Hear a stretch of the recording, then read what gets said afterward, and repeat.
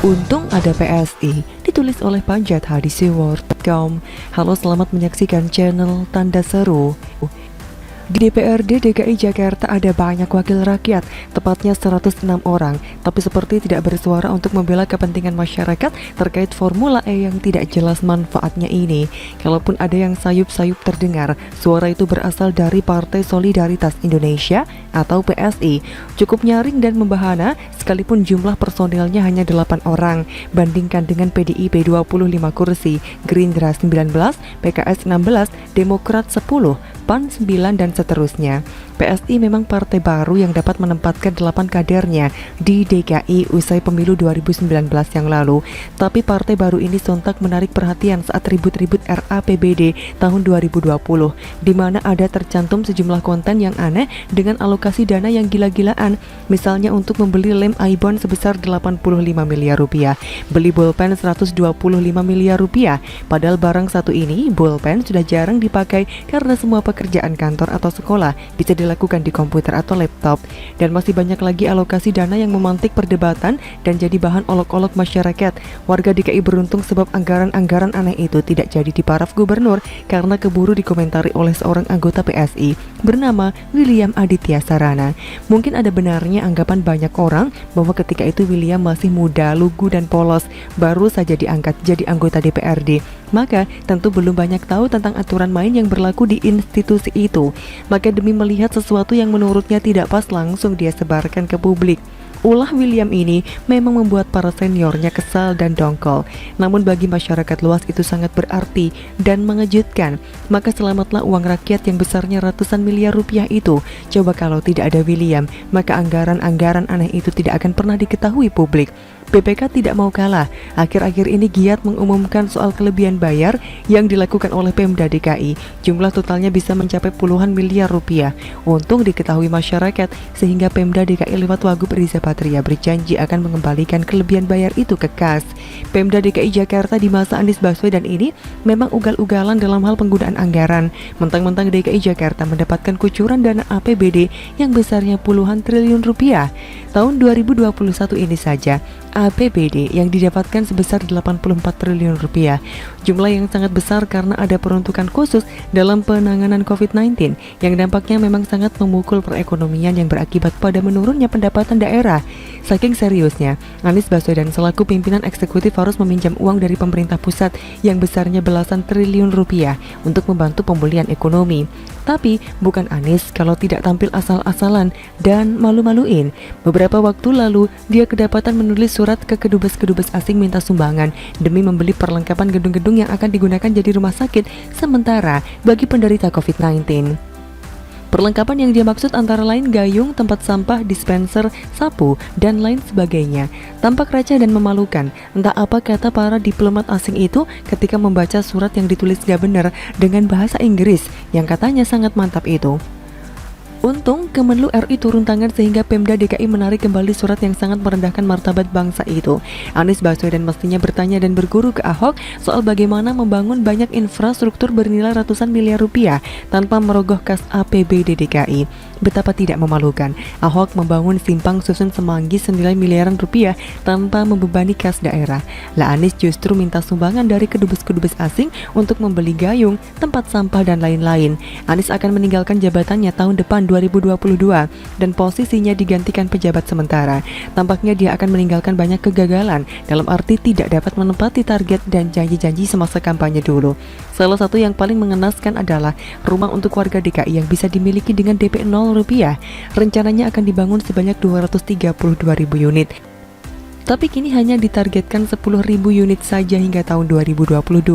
Tidak diminati warga karena syaratnya melebihi kemampuan keuangan kebanyakan rakyat kecil. Tapi Anies masih punya satu lagi beban, yakni soal penyelenggaraan balapan mobil Formula E. Sedianya dilangsungkan di Monas pada tahun 2020 lalu, namun batal karena pandemi.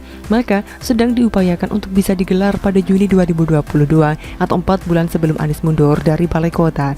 Formula E ini juga salah satu produk gagal Anies, sama seperti bambu getah-getih, batu gabion, OKOC, rumah DP 0 rupiah, dan sebagainya. Malang bagi Anies, uang rakyat yang sudah dia setorkan ke pihak asing untuk Formula E ini hampir mencapai triliunan rupiah. Kabarnya uang yang disebut baru berupa DP itu tidak dapat ditarik lagi.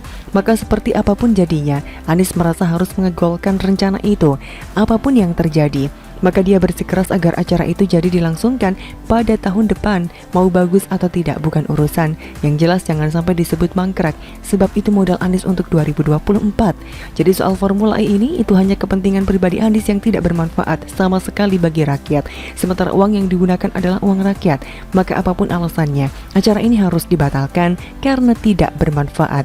Sialnya lagi menggerogoti uang rakyat yang saat ini sangat dibutuhkan untuk membantu penanggulangan COVID-19 yang kemungkinan belum tuntas hingga 2022 nanti. PSI yang tahu isi hati rakyat mengusulkan agar legislatif menggunakan hak interpelasi, meminta penjelasan Anies soal ngototnya dia menyelenggarakan formula yang tidak bermanfaat ini. Lebih baik tarik uang-uang yang disetor untuk membantu rakyat di masa pandemi ini.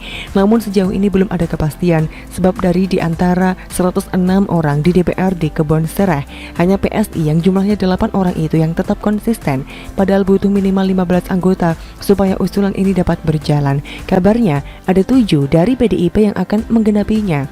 Tapi kok cuma 7? Lalu dari fraksi lain mana? Mengapa semua mingkem untuk memperjuangkan kepentingan rakyat ini? Apa kekenyangan makan lobster? Tapi apapun jadinya nanti, semoga PSI tetap konsisten sehingga rakyat selalu berkata untung ada PSI. Bagaimana menurut Anda?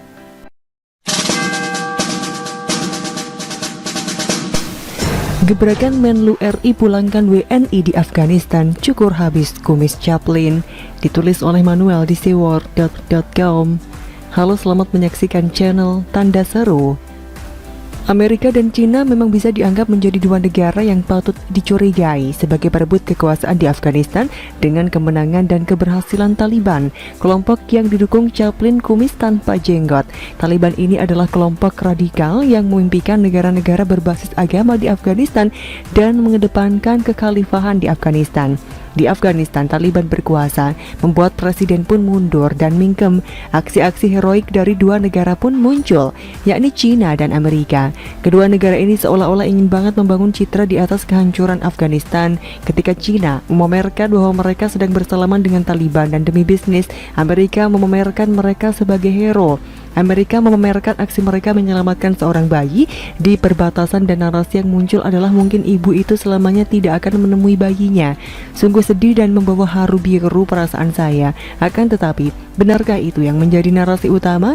Atau hanya, mari simak. Cina dan Taliban ini adalah dua negara yang sangat berbeda. Cina ini negara berbasis komunis, meski secara perdagangan mereka membuang jauh-jauh citra komunisme yang merongrong rakyat RRT dengan ketertutupan informasi dan data COVID yang dibuka lebar ke dunia. Cina ini secara bisnis merupakan negara yang maju. Ekonomi yang berbasis IT, bukan lagi manusia, menjadi daya jual yang sangat tinggi. Banyak negara iri kepada Cina soal ekonomi. Namun di belakangnya kita tahu bahwa Cina ini komunis. Cina ini memiliki pemerintahan yang jauh bertolak belakang dengan Taliban yang mengedepankan kekhalifahan. Komunisme itu artinya semua sama rata dan sama rasa, sedangkan khilafah mengedepankan seorang yang dianggap pemimpin dunia. Secara teknologi, sebenarnya Cina jauh ada di atas Taliban. Jangankan pakai teknologi nuklir dan persenjataan canggih. Kasarnya, jika warga Cina didatangkan ke Taliban dan buang air di sana, bisa langsung ada air bah itu. Jadi sebenarnya kalau bicara persenjataan, Cina jauh lebih mutakhir.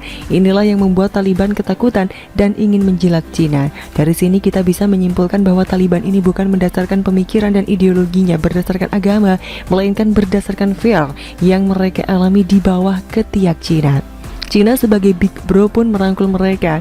Buat Cina, Taliban bisa dimanfaatkan, apalagi di negara daerah Asia Barat, dikenal dengan sumber daya alam yang luar biasa banyak. Jumlah kencing rakyat Cina pun masih kalah banyak dibandingkan dengan minyak. Ini yang membuat Cina ngiler tentunya, bisa keruk-keruk habis. Setelah bahas Cina dan Taliban, mari kita bahas Taliban dan Amerika.